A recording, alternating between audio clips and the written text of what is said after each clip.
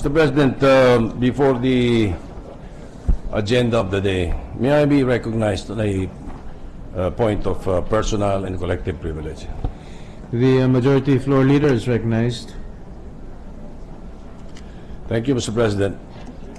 Earlier today, a group of RH advocates, reproductive health advocates, from some different sectors, filed an ethics complaint against this representation and are asking me to apologize for plagiarism. August 13 ba yung unang turno in contra speech ng inyong lingkod, Mr. President? Sumunod yung 2 or 3 weeks thereafter, yung second turno in contra, third turno in contra. But they decided to file it now. No? Pero ilang ulit ko na po nabanggit dati ito. Kailangan ulitin ko pa rin sa ngayon. Mukhang it's falling into deaf ears. Ganun po ang tingin ko eh. Kasi I will set aside the issue of Section 6 of the Constitution. Itabi natin yung issue ng parliamentary immunity. Although, ang pinag-uusapan nga, sabi nga nila, pinag-uusapan namin na Senate President din kanina, his advice is, ang Congress, kaya may parliamentary immunity nung kahit anong sabihin mo sa Kongreso, ay para may elbow room ka dahil you are making laws. Hindi ka pwedeng i-confine. Kahit na libelous o kahit ano sabihin mo dito, you cannot be held liable in any place. Dahil yun ang binibigay na elbow room sa legislative. Iba po yung pananaw sa academe. Sa academe kasi yung pangungopia, bawal. At kung ano-ano yung bawal. Pero dito po sa Senado, hindi po yun. Ibang usapan po yun. Pero huwag na yun. Isang tabi na lang natin yung issue ng Section 6. Doon ko po dadalhin doon sa issue ng ibinibintang na plagiarism.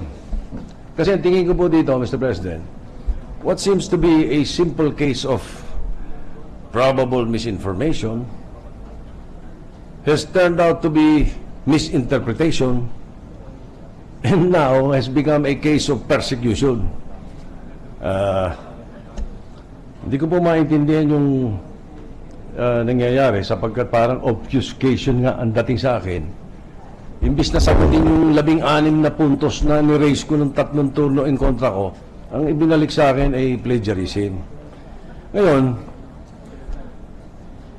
maliwanag po doon sa 3 turno in kontra speeches ko, ilang ulit ko pong sinabi and the journal will bear me out. Wala po akong sinabi doon na akin yun. Maliwanag na kontra pa nga ang ginamit ko. Sinabi ko na meron ang mga lahat ng sinabi ko tungkol sa mediko, sa mga agham at kung saan-saan ay hindi galing sa akin. Ang plagiarism to steal or pass off the ideas or words of another as one's own without crediting the source. Mr. President, wala po akong inangkin. As a matter of fact, kabilan ng inangkin ang ginawa ko. So, paano ako mag-apologize ng plagiarism wala ho akong plagiarize? Sinabi ko nga hindi akin Para kung pinagpiplead guilty ako sa murder, ang dapat ang charge physical injuries. Kung sasabihin na sa akin na nangopya, mag-apologize ka, nangopya, abay, madali yun.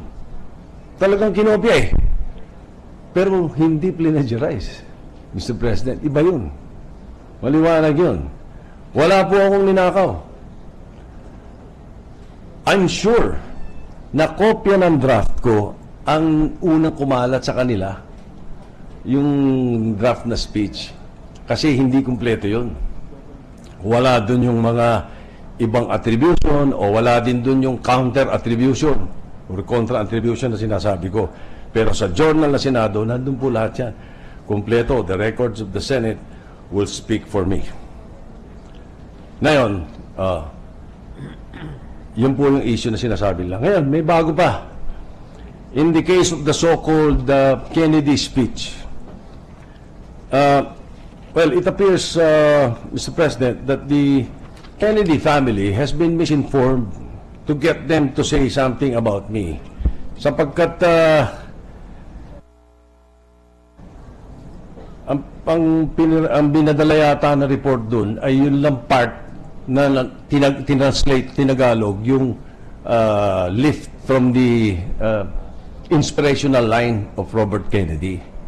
At ang pinaalam nila doon, according to sa kausap namin sa foundation nila, ang pinarating doon minanggil ko.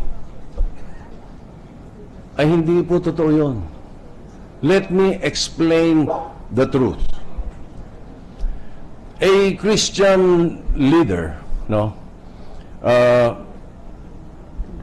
sent me through a text a reminder. It was a nice reminder used to inspire people. He even said that religious groups or leaders use that as an inspirational line. I did not even know who it was, except that it came from Derek Ross of the True Love Waits Foundation, who espouses chastity and teaches all over the country. He's an American. When he gave me that line, I translated and delivered the message in Filipino because we found it fitting cap to what I was fighting for. So, Mr. President, I did not steal it or claim that it was mine. In other words, the worst thing probably that you could say is that I copied it from a text of a friend. I didn't really know who it came from, but it was a nice, inspirational line. So, sabi nga nila, kay Kennedy daw pala yung linya na yun. Kaya, hindi ko po alam agad yun. Kung sa tingin nila kinopya, at tingin ng Kennedy family, kinopya ko, pwede. Sapagkat kinopya ko nga doon sa text yun . But, Mr. President, copying or imitation is the highest form of flattery.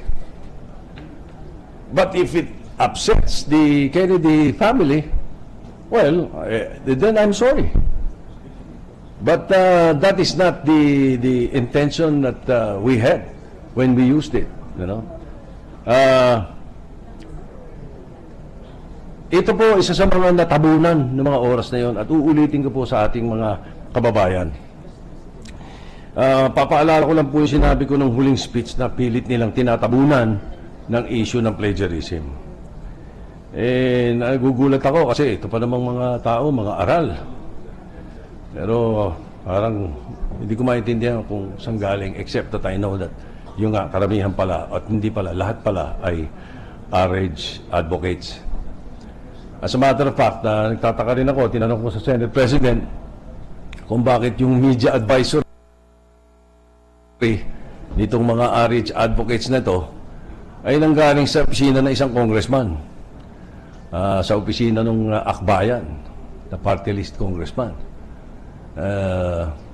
Tataka ako, gusto kong tanongin ng Senate President, ano ba ang koneksyon ng congressman at bakit makikialam sa pagpapile ng ethics ng committee ng Congress sa isang senador? Ngayon, ako po, mababa lang po ang pinag-aralan ko kumpara sa mga pinag-aralan nila. Pero ako po, hindi marunong manira at hindi ako nanghuhusga ng kapwa. Kung ginamit nila sana yung kanilang katalinuhan para sa pagbibigay ng linaw tungkol sa RH bill, lalo na yung 16 arguments ko, Vice, mas makakatulong pa ito sa mga kababayan natin para maunawaan ito. Kaya sa mga mahal ko mga kababayan at saka sa mga kasama natin sa Senado, ako po matagal nyo nang kakilala. Kilala niyo pinanggalingan ko, kilala ninyo pamilya ko, asawa ko, mga anak, mga kapatid, kilala niyo po lahat eh. Kilala rin niyo po ang pinagdaanan ko, alam po ninyo. Mga nagawa ko at mga natulungan ko. Ito po mga naninira sa akin at nag-iimbento ng mga multo, eh hindi natin kilala. Kaya hindi tayo pwedeng basta maniwala sa kanila. When the right time comes and when I have gathered enough evidence, I will expose the people behind this na nagmamanipula nito, pati yung mga kababayan natin sa academe na mamanipula nila para magamit nila dito. Mr. President, you can call me names, you can mock me, you can accuse me of anything under the sun, but I will not change my position, and I will always be against the distribution of contraceptives, condoms, IUDs, promoting immorality to the young people. I will always be against abortion. I will remain steadfast and will stand firm in my position as long as I live. Thank you, Mr. President.